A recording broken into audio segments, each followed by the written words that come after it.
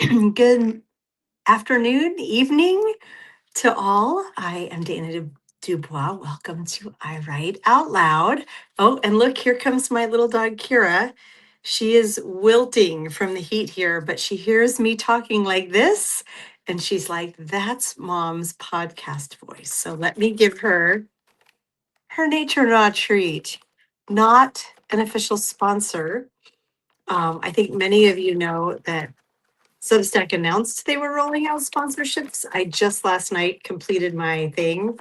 I have not yet heard of anyone actually getting a sponsorship, but as practice, my dog loves nature Naws. We're gonna watch her jump up. Come on, can you come come a little closer? We're gonna try aiming this so we can see you. That's a good dog. Okay, and now Kira goes off to her little lair with the treat, and she'll probably be back in like 5 minutes for another one. Um, Welcome. Today's theme is Gen X. We're entering our widower era. And before we get started, I need to go check all spots and make sure that this StreamYard is working. I see it's working over here in Substack. Hello, all. I will put that in there. And I'm just going to take a moment and go explore all of the places. Let's see here. Facebook, am I live?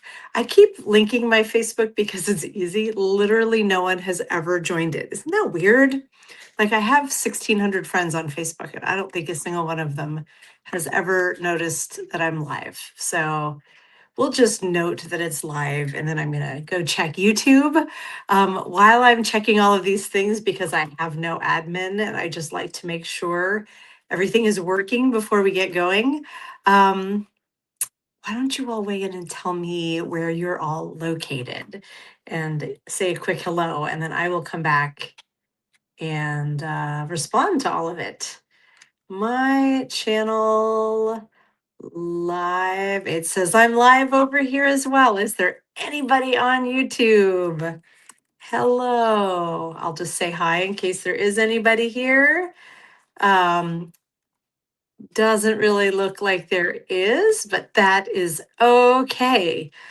Stacy, I know Lawrence is live right now as well. And I'm frankly a little frustrated by that because I was the one who asked if we could go live to talk about his new essay. And offered some times and we declined because someone else we know is going to be live, but instead he's going live during my show. Airing of the grievances. Hopefully he's done pretty quickly because I feel like he may be, this is a very small audience so far. So I appreciate you being here today. This is going to go for a whole hour, so that should roll off. Stacy from California, good evening. Hi, Sharon. Hi, Lynette. Hi, Vanessa.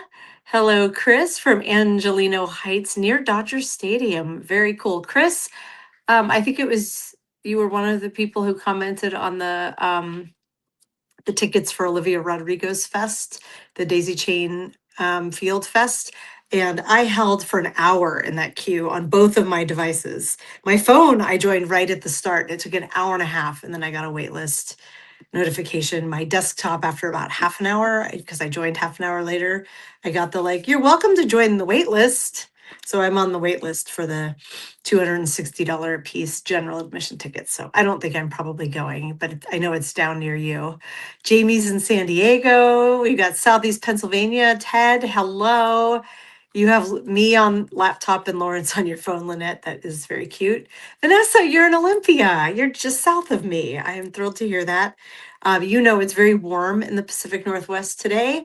So look at this iced tea I made. I feel like it matches everything about me. So, Jamie, you got waitlisted too. Yeah, I don't know that site was equipped to handle all the traffic. I don't know. It would be a huge pain in the ass to get down there, but I had to at least try to get tickets so I could have it as an option. We'll see if we get off the wait list, right? It is hibiscus tea. It's hibiscus and orange. mixed. Like I steeped it and I stuck it in the fridge for today, and it's very yummy. Mm. So, who out there is ready to talk about grief and dating widowers? And how are we going to keep this a bit upbeat? We're going to do our best. So, the first thing I'm going to do is put this link in the chat because this is this week's essay. And I'm going to share an essay from a month and a half ago called All Gen X Dating is Grief that I've already talked about quite a bit. I'm looking at these as like paired essays, right? They are, gosh, in a way in my life, they're kind of a before and after, but they're similarly themed. And so we're going to talk about both during the course of this live, undoubtedly. And yeah, the first question I have for all of you, let me come back over here. You loved Gen X Dating is Grief. Thank you, Jamie. That's one of my favorite things I've ever written. Here is back for another treat. Um, and these are hard. This essay, this week's essay in particular, is a hard one for me to talk about because it is about a relationship that I was in that just recently ended with a widower. With a widower who I know pays attention to what I'm writing and podcasting. And so I will say I'm going to be careful with what I say here. And if he joins either during this live or watches afterwards, hello. Um, it is not a burn the bridges. I'm so angry sort of breakup at all. It is simply a grief filled one. Oh, see, I'm going to just get emotional if I talk about that. So, yeah, it's been a strange week talking about all of this and also kind of a therapeutic one because at a meta level, one thing I'm realizing is that there's a line in this essay, this week's essay, that says, hold on, I can quote myself actually. Let me just quote myself. If,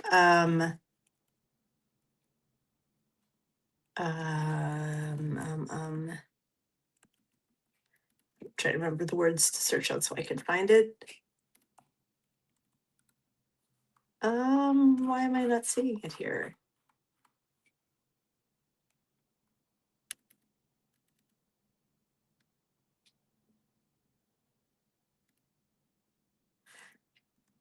Huh, okay, I'm not finding the part I'm looking for. One moment, please.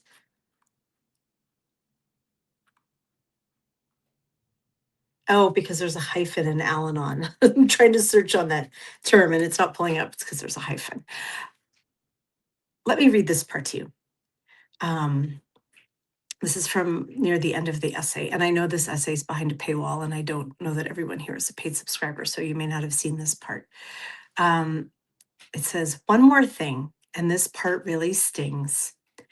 If it doesn't work out, you'll be largely on your own to grieve about it. There's no Al-Anon equivalent for women who loved and lost widowers. No support ecosystem, no shorthand, no community of people who understand the specific texture of this particular loss. What you'll get instead from well-meaning friends who watched you walk into this is some version of, well, what did you expect? They warned you it was too soon. They said he was letting you know his limitations.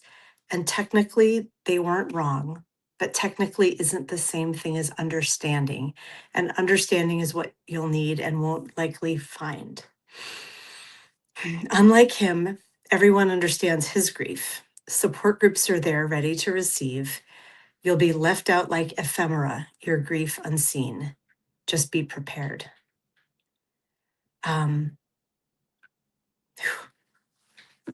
I don't usually write when things are as fresh as this is.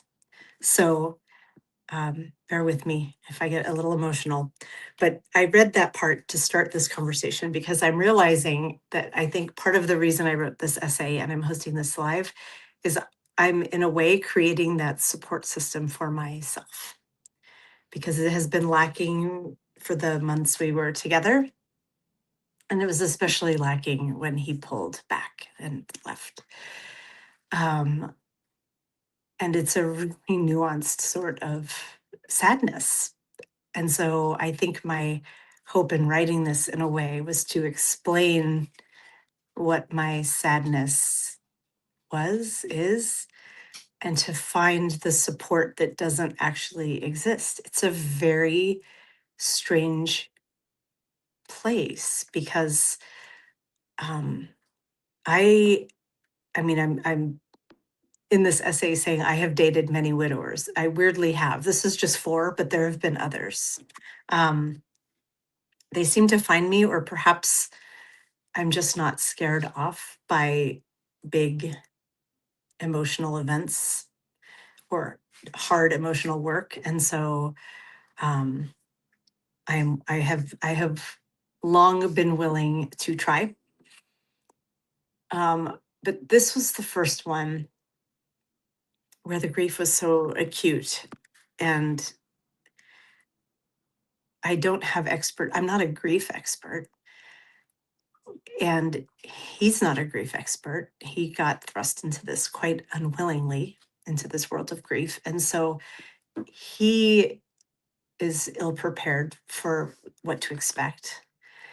And I didn't and still don't know how to respond to it because in non widower circumstances, some of the things that he had said, I'd be like, okay, well, if you're not in this, you're not in this. It's so different when it's a grief response. And I followed my intuition to give a lot of grace and space and a lot of communication. It wasn't enough. And I don't know where to turn. So I'm turning here. And the Sunday salon, I will turn into it a bit more and give more detail, I think. But I wanted to set that context up. And I'm going to come back to the chat in a second and see if there are other people commenting, because I don't know if there's anyone here who is dealing with or has dealt with similar situations, either as the bereaved or as the lover of the bereaved. But I really welcome your viewpoints and insights here because I think I have acquired a bit of wisdom in my days and I'm at a bit of a loss on this one. So I'm going to come over here and oh, it looks like a lot more folks have joined. Oh my gosh, look at all of you guys. Okay, so I'm going to come back and I am going to read here. And oh, I bet a whole bunch of people joined because I think Lawrence's live just ended. Totally going to have a word with him. Oh, Lawrence, he's my family. We've been friends for 47 years. Mm. Oh my gosh. Amy, you crack me up. Amy's comment. Did someone say widower? Amy, you, like me, have a lot of expertise in this area. I always appreciate your wisdom. And just Amy is coming at this from the other side, you all. She is a widow, and she just published her first memoir called Widow in the City. There you go, Kira. And I have not read it yet, but I'm sure it's wonderful. She's a wonderful essayist, and the title is amazing. Okay, I'm going to read some comments and then we're going to come back to some of the questions I've prepared. I see, hello, Dana. Hi, Angel. Chris says, your comments about grief was a very different outlook and really made me thoughtful about my relationships. Thank you. Laura says, amazing piece, Dana. I've been where you are 15 years ago. You're 68 now. Wow. Okay. I imagine you still feel it. Let's see here. Oh, for an edit button. Yeah, we can't edit our comments here in the live, but it's okay. It's all casual, right? Oh, I will ask while we're here, and now that Lawrence is hung up on his live, if you could all, I see a lot of you are clicking hearts. If you guys could click the heart button, that helps more people discover this live. And because I have a day job, I do have to have my lives around my work and parenting schedule. So,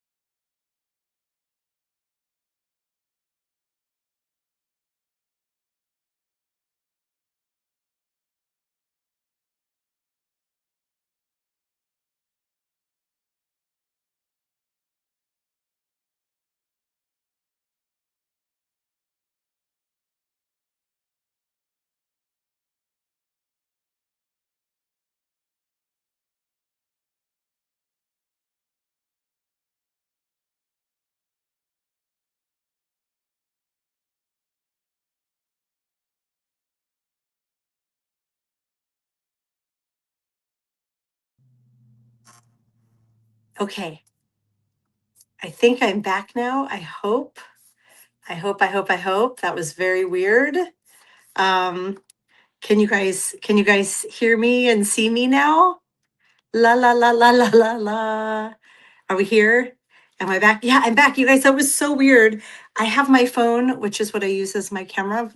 I have it set to do not disturb, and my brother called, and I saw the call pop in, and my screen went dark. So I guess do not disturb unless it's your brother calling. I don't know why that just like I was still connected, just the screen went black.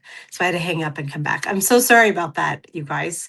I feel like we were really on a roll and then got interrupted, but I will get us right back on path. I was saying, I believe, to click the hearts to notify people so that they know this is an awesome place to be for the next 42 minutes. Oh, I was also saying that because I have a day job and kids, that I don't always get to podcast at the optimal time, like midday when more people are online. And I know that can impact my audience size. So the more of you, oh, if he is a fave, it will interrupt. Ricard, I did not know that. My brother is a favorite contact. So if one of your favorite contacts calls, it will interrupt a do not disturb. That's wild. I learned something about my iPhone today. Okay. I am so sorry for the disturbance. Thank you for clicking the hearts. I'm going to come back up here and read. There were a few comments here. Yeah, I was playing hide and seek. I did not mean to, but yes, someone said he apologized and sent people to my live. Way to go, Lawrence. I'm glad he did that. And if you haven't read Lawrence's essay that he published just a few hours ago, it's spectacular. It's called Zionist. And it was so good that I was like, Lawrence, I have to be to work by 7:30 tomorrow, but I will wake up and do a podcast with you at 6 because you have to go live and talk about this quickly. And we both agreed not to do that. But and then Ellie Leonard will be on at 6 p.m. my time, 9 p.m. Eastern. And he really didn't want to interrupt that show. So he interrupted mine, but just a little. So it's okay. Let me scroll here. I did because there were so many comments. I want to make sure that I address these before we dive in. And where did I leave off before I blacked out? Not literally, just you know, StreamYard kicked me off. I think we were here. Um, you had your best friend help you through, Laura. I am glad to hear that. Chris, thank you for saying that you're here. You guys have really been here for me, and you want to play ball, huh? Not right now, sweetie. Um, it has been a rough-ish, it has been a rough few weeks. It's not rough is the wrong word. It's been emotional. It's been really emotional. Hi, Ayana. Ayana Madron is here, and I'm gonna go do a sneak peek that she's gonna be a guest on the Daily Whatever Show Fucked Up Friday really soon. Stay tuned for that. It's lovely to see you, Ayana. Hi, Bud. Um, let's see. Crying is healing. It is. I mean, I've no problem with crying. Thank you for calling me stunning, Ayana. I feel very sweaty, so it's nice of you to say. It's so warm out here. Support can be telepathic, my lovely friend. Thank you, Jim. I can feel the support coming in. Your being honest, hearing us is amazing. Thank you, Jim. It's what else are we all doing here if we're not hearing each other? Lawrence just apologized for overlapping with you and is sending everyone over here. Wonderful. Ayana, it's your daughter's bedtime. Go, go, go. And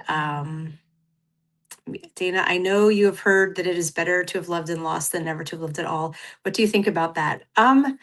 It's always my default mode. I know that is at this point a trite saying, we've all heard that before, but there's a lot of truth in it. That's why expressions become expressions. Um, would I, does part of me think, wow, Dana, you twice said no and you allowed yourself to be convinced that the no was a yes because there was so much good there, even through the grief. I don't know. I, yeah, I, I wouldn't have done anything differently probably because this one here is a fool. So I've only pulled that card once. I've been pulling tarot cards lately, and I keep getting the same cards. Slight aside to those of you who might be into tarot, I keep getting the moon and the star and the hermit, which is really interesting. It's an interesting combination. Anyhow, about all of this. Bathrobe Guy says his essay made me sob. It was freaking amazing. Yes, Lawrence's essay is really quite amazing. Okay, there's a ton of comments here. Here I go, being gone. Laura, you say I will always love him most, even more than my ex-husband. I'm sorry. That is rough. Okay. Oh my gosh, you're singing a song, Lynette. I wouldn't have missed it for the world. Wouldn't have missed loving you, girl. I love that song. Is that Ronnie Millsap? I wouldn't have missed it for the world off key. But yeah, that's a good song. And Ricard, I'm sorry about your mom. 101 though. Wow. My hat is off to you, Ricard. That is a special kind of grief. And it's a point I make across both of these essays. And wow, so many more people have joined. Let me go ahead and put the essays that we're talking about in the live again. So the one I just put in, Gen X Women, We've Entered Our Widower Era. That's the new one from this week. And we're going to be talking a bit about an older essay because it's kind of the partner essay to this one called All Gen X Dating is Grief. And I'm going to put that link in as well.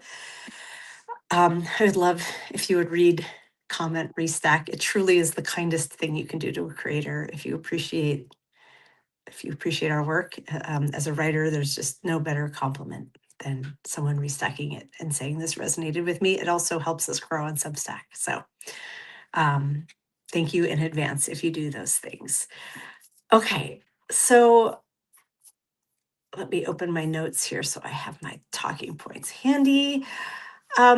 Here's I know there are men and women in the chat, so this essay is specifically about widowers, which are men. But the idea that we are all facing grief, right? So my challenging opening statement here for you all for this conversation is, I would say there is no such thing as an unencumbered man over 45. The same is probably true for women. What do you think when you hear that? There is no such thing, let's just say, as an unencumbered person over 45. We are all facing grief in some form. I'm going to pause on that and come over here to read because I really want to hear your thoughts. And hi, Darvid, I see you joining.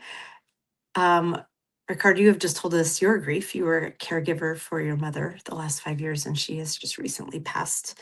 I'm sorry for your loss. That is an intense one. I will offer mine. I mean, there are many griefs, but my grief specifically around dating, as I talk about in the All Gen X Dating is Grief story, is around not having a partner. I haven't had a real partner now in about 14 years, since my marriage ended. And I've had boyfriends of various lengths, but that's not the same thing as a partner. And I am still someone who really hopes to find a partner, not just a boyfriend, but a partner. And it has been an immense amount of time and effort and heartache on that journey for 14 years. Is 14 correct? Yeah. It was like early 2012. So, yeah, um, that's a long time. And that is, it's not just one grief, it is countless griefs, countless disappointments, heartaches. And at this point, like almost chronic PTSD response to dating, that makes me hyper vigilant because I have been wrong so many times that I am looking for dots to connect and um, situations to avoid to try to not be hurt again, to try to do it right. And I fail every time. And that is, for someone like me, a very hard grief, but it's a grief that I don't, that's not, I mean, it's when it's fresh, of course, everyone's like, oh, you're heartbroken, that's sad. But this is more of the like chronic underlying grief that is never really addressed. And most of the men, an awful lot of the men I'm dating have very acute griefs, not always widowhood, but acute griefs. And my chronic grief not only takes a back seat to that, but it gets triggered by it. And I have to keep facing it and showing courage in spite of it again and again.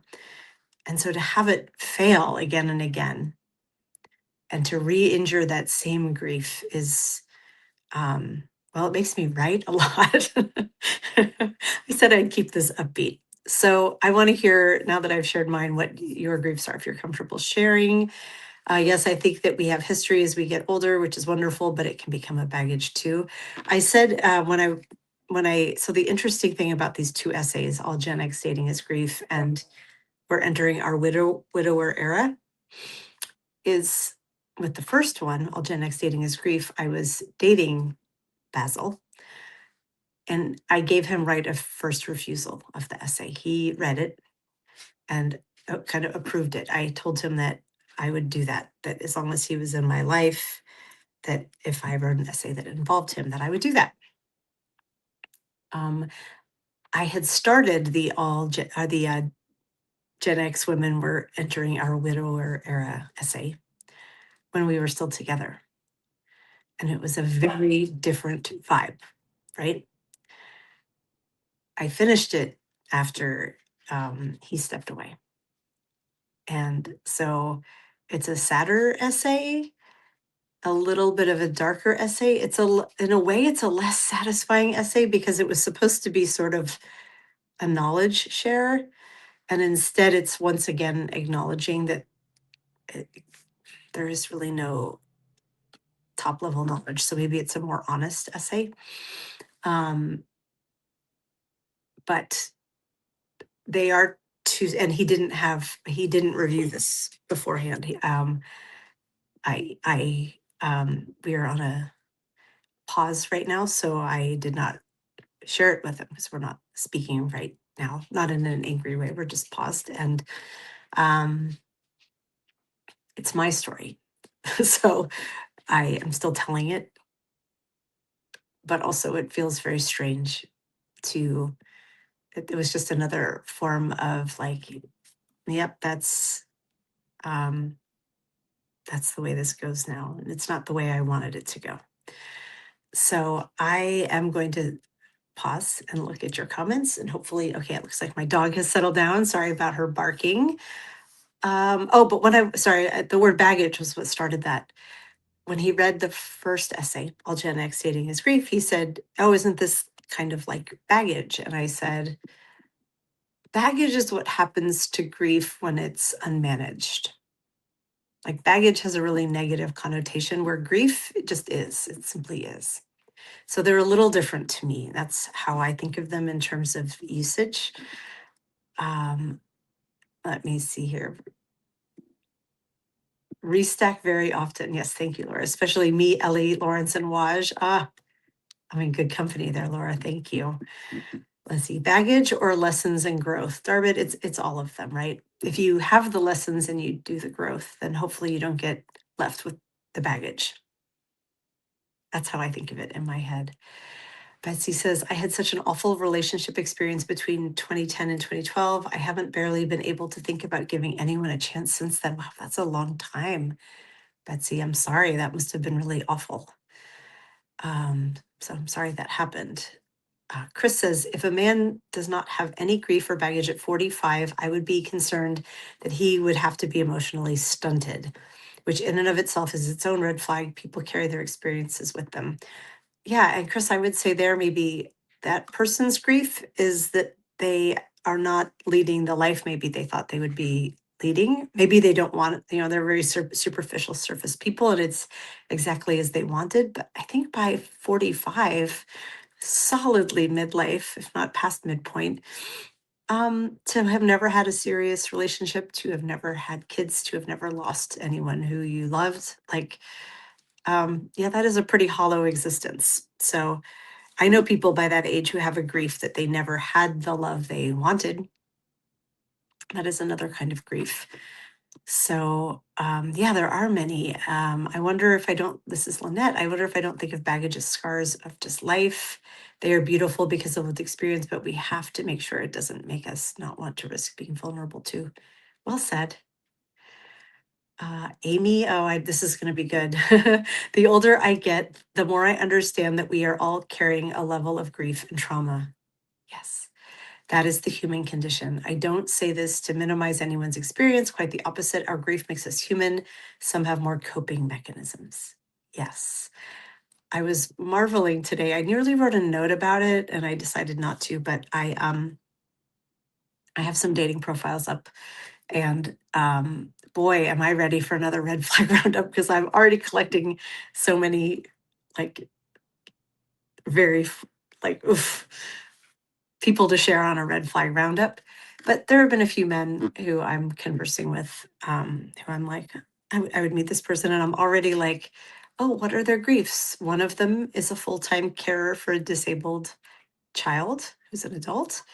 Another's children are in another state far away, and he only gets to see them like once a month in the summer.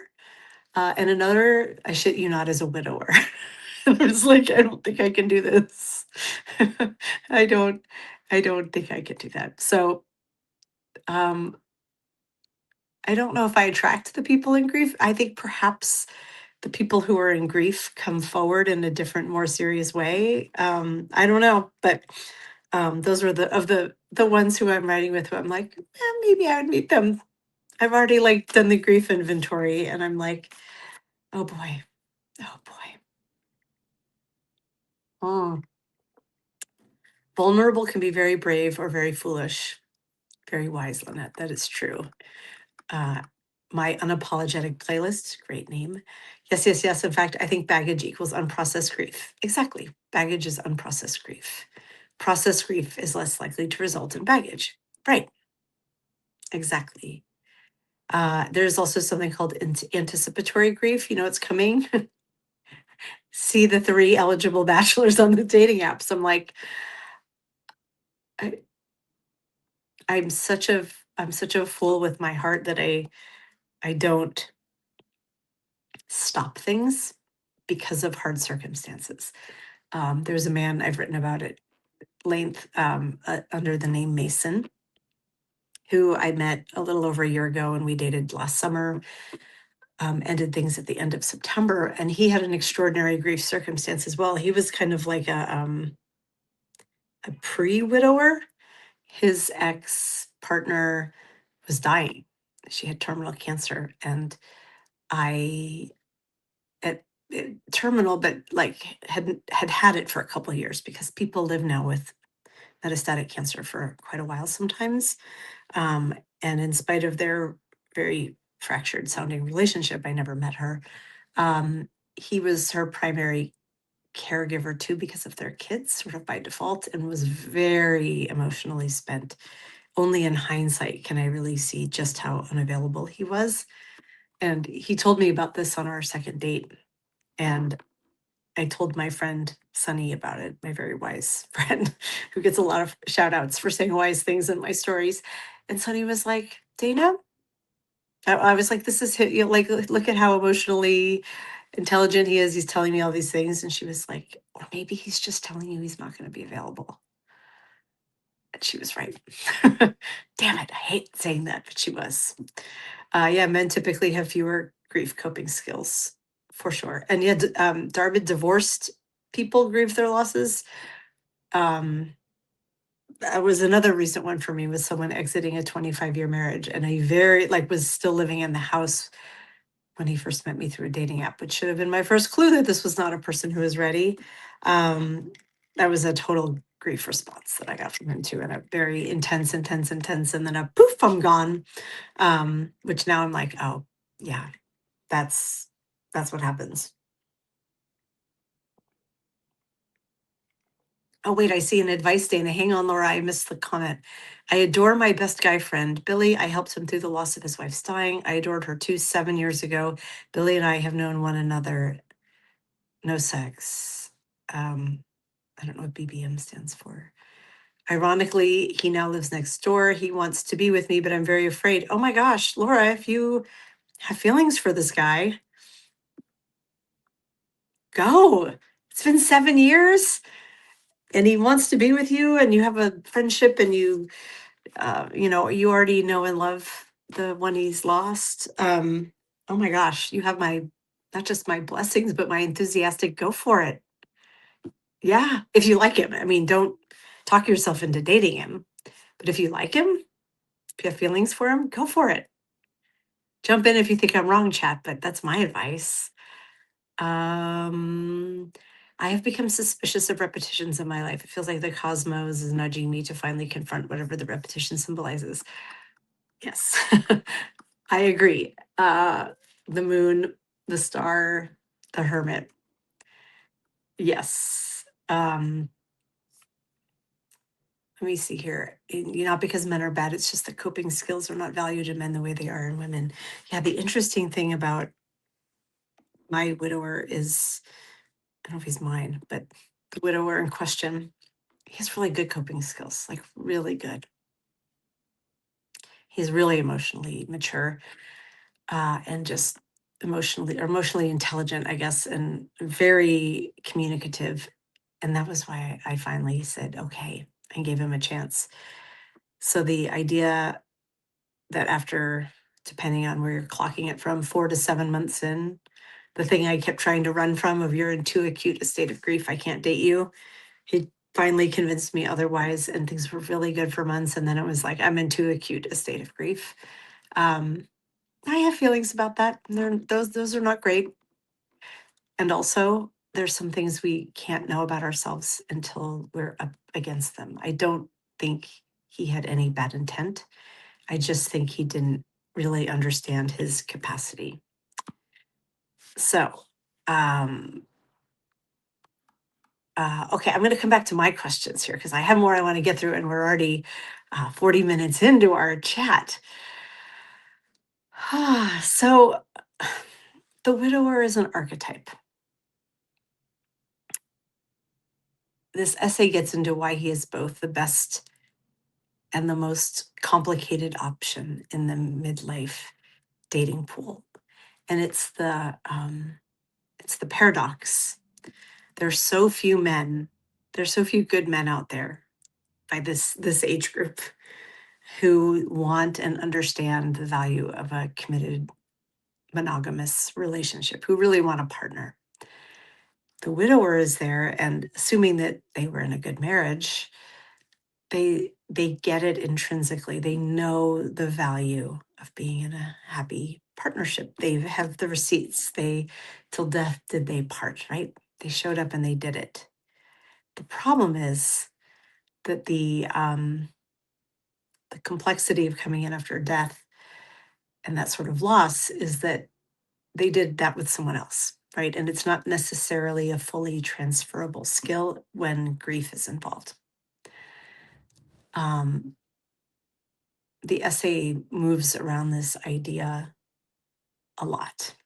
And I don't know if I have any questions for you about that, but um, the essay gets into this idea of, oh, some people say it's easier. You may think like easier to date, say, a widower than someone getting out of a bad marriage. There's no ex, you know, calling or texting with these hard messages. There's no, active relationship to manage in co-parenting or just in life.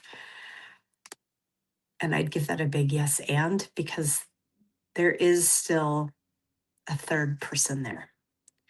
And she is not alive, but she is real. And she will always be there. And she is idealized, might be too strong of a word, but you know, the ghost is frozen in time, and typically it's the good that remains, which is as it should be. That's good. But it's very hard when you are the living, flawed human next to this frozen in time sort of ideal state person. So it is neither better nor worse. It just is, like so many things simply are. I'm going to come back here and see if there's any feedback. 3 people vote Laura Tompkins that you date the boy slash man next door. Yes. Yes. And Betsy, oh, this is so true. Grief is not a straightforward path. You're correct. And I think I needed to hear that because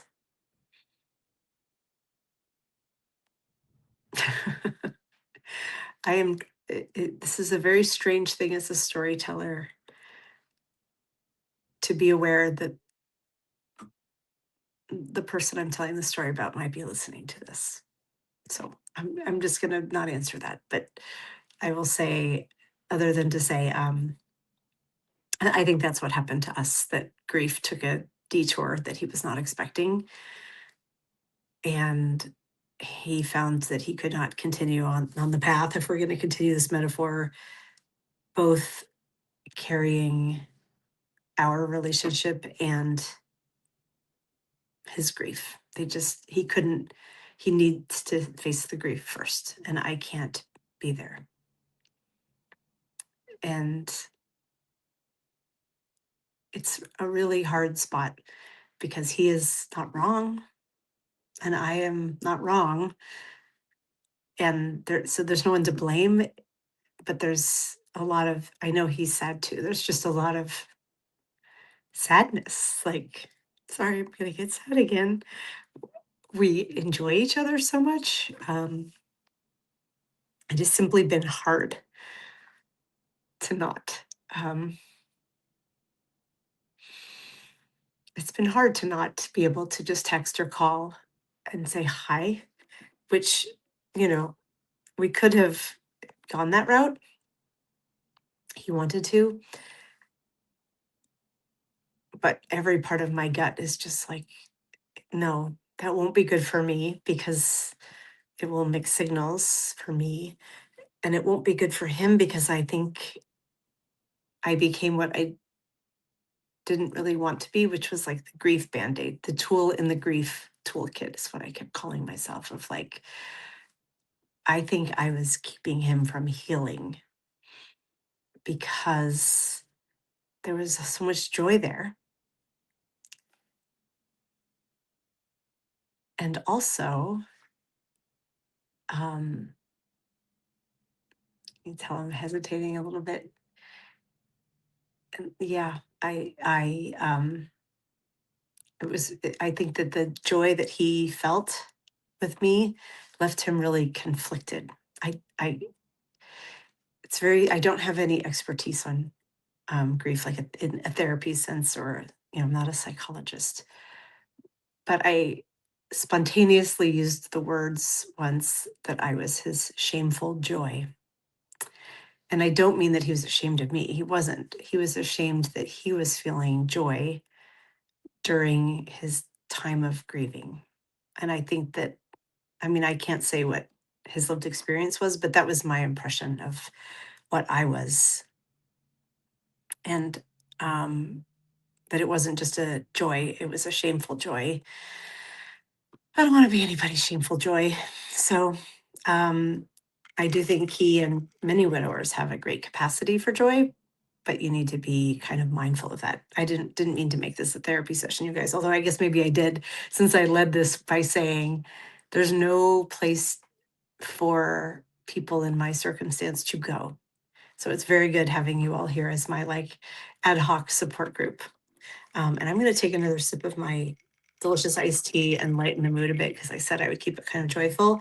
I really like this tea because I think it matches my whole vibe here. Oh, some grief can't be processed. Johnny, that's interesting. I don't know if that's true, but maybe some grief never fully goes away. I'd like to think it can all be at least somewhat processed, but I might be wrong. And Angel says, I wish, Dana, that you wouldn't take on their grief. Means nothing is wrong with you. It's almost like trying to fix someone, yet we can't. He wasn't ready for you. He was not ready to meet someone like me. I think he wanted to be. I think he still kind of wants to be. And but he now knows he is not right now with this unknown ahead because grief is a mystery. Um, all good mamas want to take care of their kids long after they're gone. I'm not sure what that's referring to, but true. um, uh,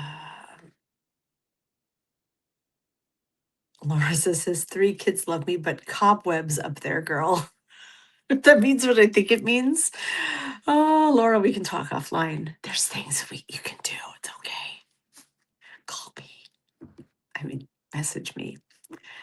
Um, Darbid fact: men want a relationship later in life because they fear loneliness, whereas women seek out social support. Generalizing, but there's truth in this. That may be. That may be. Yes, as a widow, I get that feeling of shameful joy. Okay. Thank you for confirming that that is a lived experience that is relatable. Um, I love this, dear Dana. Yes. Oh, Johnny, you lost your daughter. Okay. It doesn't get better. I am so sorry. And yeah, I can't even contemplate that kind of grief. I don't know if you read Jacqueline Dooley's work.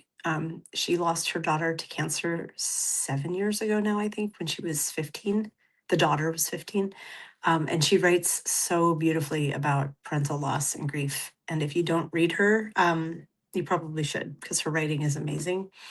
It may give you some comfort. I'm so sorry, Johnny. That is like my, it's like my greatest fear. And you're right, probably the thing that I could not come back from.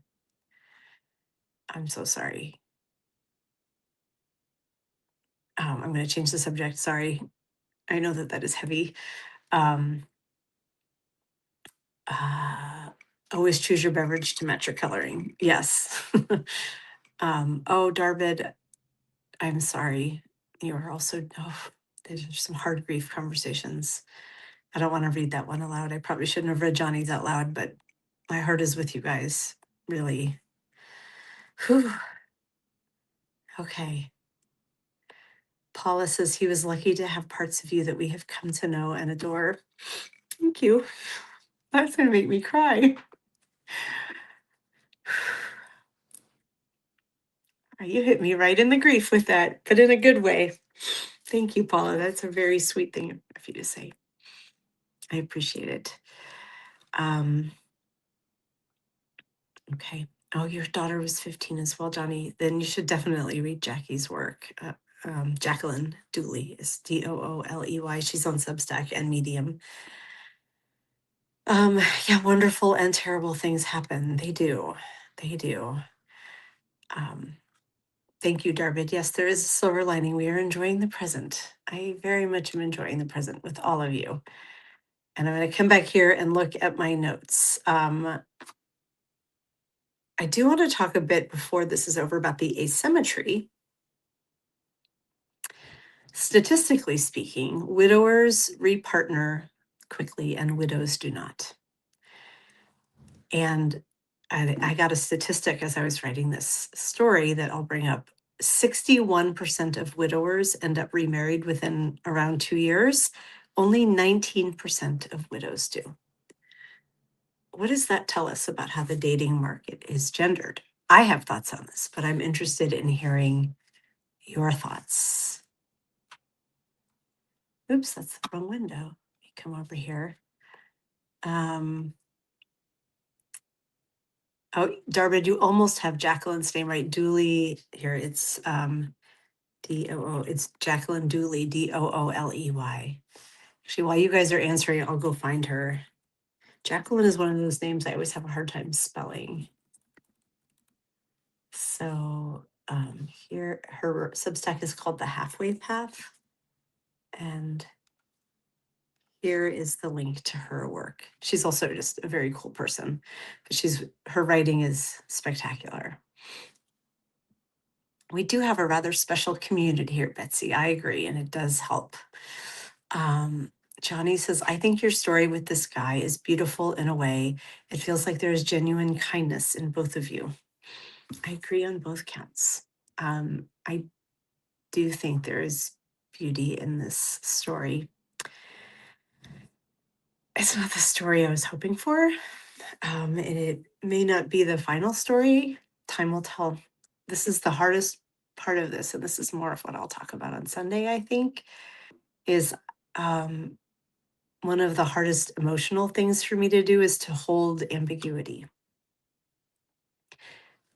It is very uncomfortable for me to leave a door open and not walk through it.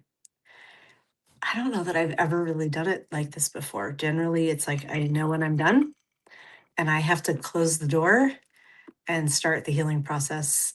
Doesn't mean I hate the person, although sometimes maybe somewhat, but I just have to let it go. I have to put it down. And this is a rare case for me of holding space, to use therapy talk. I think I now understand that expression a bit more. I am holding space for him. I don't know what that means. And he doesn't either. And right now, the only way I know how to hold space is to take some space. But we will talk. We have a time and date when we have a date when we'll talk again. But I think it's at least a long-ish road for him. And so I think we're both just trying to be very kind to each other, which does feel sweet. Let me see here. It's also because women have more friends and seek out social circles easier than men. True. And also, this particular man has a lot of friends, which is one thing I liked about him, that I'm like, oh, a man with friends. Those are hard to find. Your husband needs to remarry, Lynette? I don't know what you mean by that. Let's see. Amy says widows don't want to take on another relationship to manage, while widowers want someone to manage their emotions. I think that's a very interesting explanation. That makes a lot of sense. I read it less kindly in my story of women are willing to take on the emotional weight of a man in grief. And I don't know that men would show women that same grace. So perhaps both of those things are true. Sometimes there are opportunities for beauty that present only in suffering. I like that, Johnny. Laura, please go hook up with Billy next door. We do it for the plot, although he is next door. So if things don't work out, that could be very awkward. But keep us all posted. I've now invested in your Billy story, and I want to know how it goes. Betsy says, I have several widowed friends in their 80s and 90s now. They seem to be fulfilled by their love. And sometimes I think they feel relieved to not have to keep taking care of the husbands they loved, but now don't see. I can imagine that that is true. Women take on a family's social, emotional, and physical labor. Why would I want to take that on again? I hear that, Amy. And yeah, I think I'm looking for a unicorn sort of man because I imagine that it would be easier to have a partner. I have been running this beautiful home around me for 14 years by myself. It's a lot of work. It's a lot of work. I don't know. I have a couple more years here because my daughter's going into her junior year, and I'm very aware of like I then will have a different phase of life, possibly a lot more freedoms. We shall see. But to me, it's I have been like I am looking for that partner who will be with me for this sort of last and best phase of adulthood. Let's put that out there. And I'm also looking to set up my life so that I can spend it doing the things I love and want to be doing, like writing and podcasting and other fun things out there in the wild, and less time burdened by obligations and things I don't want to be doing. And I am trying to figure out how to get there. In my mind, it will be easier to do if there is a partner. I might be wrong. It might be harder to do with a partner, but it would be awfully nice. My thing is, I'm like, once my kids are out of the house, I'm like, I want to write stories and podcast and travel and have lots of sex and sing songs and just have more fun. Take some really nice walks in nature, love on my pets, go visit my kids wherever they are. Like, I just want grow dahlias. I've never done that. I always wanted to have a spice like herb garden and grow dahlias. And that's how I would like my late adulthood, my late middle life. I guess I'm already in late middle life. I'm 55. I don't think I'm going to be 110, but whatever comes next,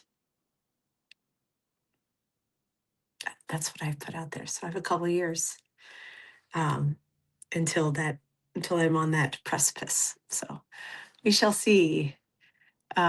Yeah, Amy, you're being financially independent, making your own decisions. You don't want to have to check in with a partner. I, there is a part of me that's like, do I have this very fanciful idea of having a partner because it's been so long? Because this has been me for 14 years. I mean, financially independent, like I'm not rich, but like I keep my life going. Um, so it is really nice not to have to check in. My dining room, as you may notice, is pink. I did not have to ask anyone, are you okay if I paint the dining room pink? I just bought a green velvet sofa. It was the color I wanted. My bathroom is purple, and the shower curtain has a unicorn on it, a giant unicorn, because that's how I wanted the shower curtain to look. There is something very nice about not having to ask and be like, what's your opinion on this? Is this a bit too much color? Because I like a lot of color in my house. Um, do it for the plot. I now have so much more liberty in my dating life. Fuck yeah, I did not make up do it for the plot. That's a maybe I should write a little essay about do it for the plot because that is something the kids say. And it's a good thing that they say.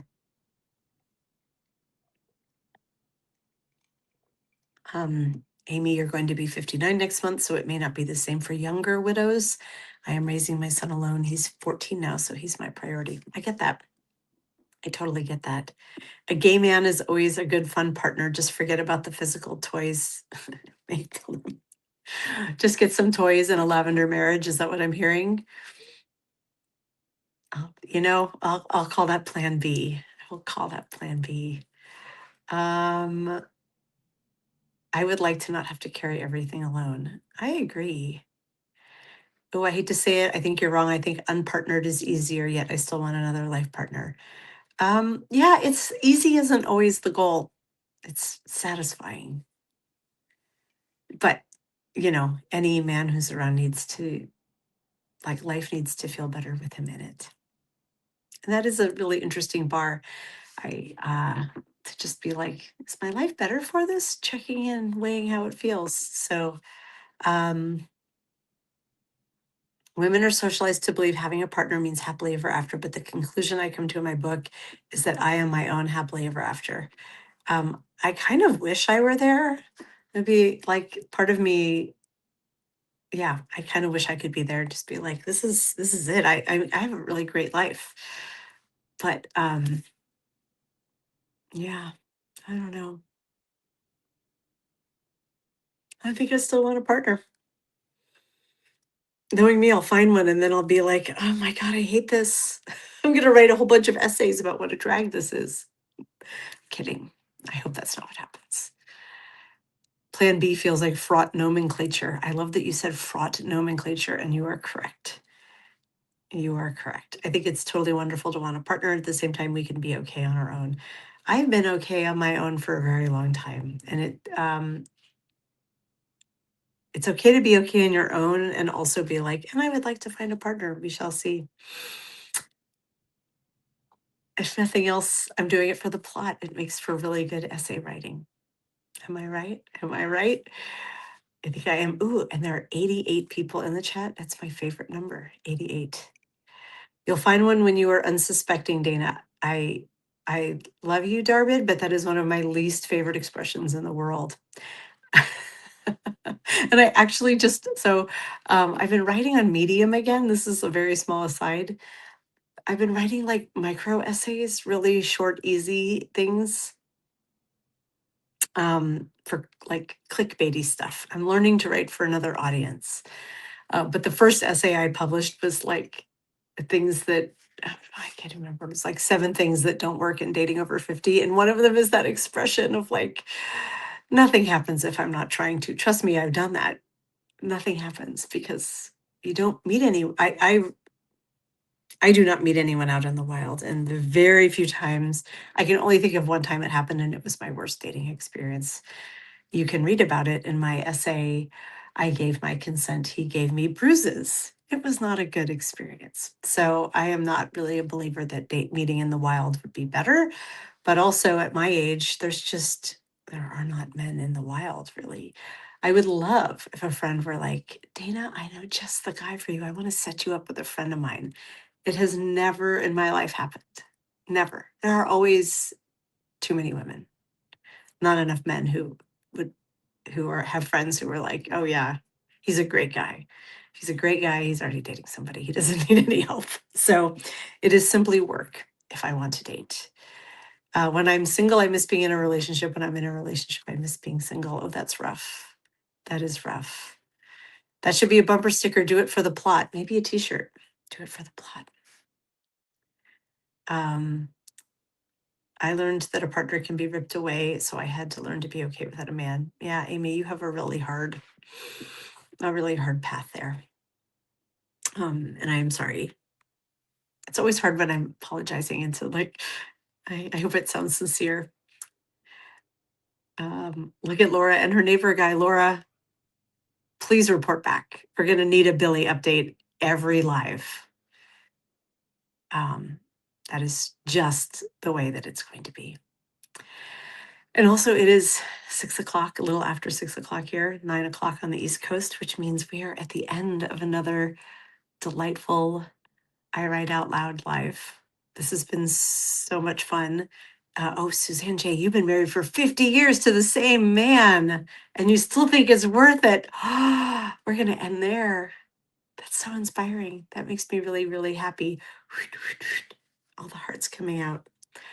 I am so grateful for all of your support, for all of your wise words and your company over the past hour and the past few weeks as I've been just processing all of this. It has really helped. I think you are all wonderful. What updates do I have to tell you about before I log off? I will do if you are not a paid subscriber, I would welcome you as a paid subscriber, and then you can join the Sunday Salon on Sunday. Even if you are not a paid subscriber, I am so grateful that you are here. If you enjoyed these essays, please restack them, comment on them, like them. It helps drive the algorithm, and it helps more people find them and to find me. And I would be so grateful for that. I will be back live on Friday morning for the Daily Whatever Show's Fucked Up Friday. We have Zev Shalev coming in. We have so many good guests lining up this summer. I'm going to share a partial lineup soon because I've got a bunch to figure out which Fridays they're slotting in, but um, that will be on Friday. It will be amazing. And on Sunday, it will be the Sunday Salon. That's at 1 p.m. Eastern Time, 10 a.m. Pacific. We will be talking about this essay more, diving in at kind of a deeper behind the scenes level, since that is a paid subscriber chat and it's a bit more intimate of a gathering. Oh, Amy, thank you. I appreciate you too. Chris, thank you for joining this space. I love it. Yes, everyone should follow Suzanne for marriage hacks. I agree. Lean into the moon and the stars and the hermit. I don't have a choice. They're pursuing me. I'm also getting the Empress. I'm getting some cards repeating that are interesting. And I'm a skeptic about these things, though I'm fascinated by them because right before everything ended with Brent, the um I did pull the tower. And so I knew it was coming. For whatever that's worth, the tower always means the tower. Okay. Love you all. Mean it. Bye. Good night. Oh, wait, I have to end over here.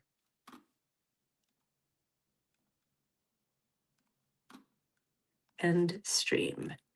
Bye.